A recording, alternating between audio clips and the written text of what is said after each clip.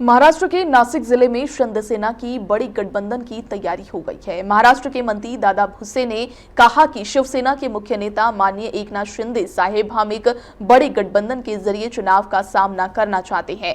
इस बारे में गिरीश महाजन 2 से 3 दिन में नासिक आएंगे। हम सभी मुख्य पदाधिकारियों से बातचीत करेंगे, एक गठबंधन बनाना चाहिए।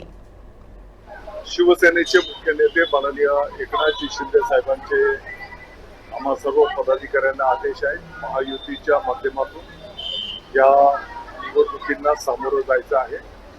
मला वाटतं की या संदर्भामध्ये माननीय गिरीजी महाजन साहेब कदाचित एवढ्या 1-2 दिवसामध्ये इकडे नाशिकला येतील।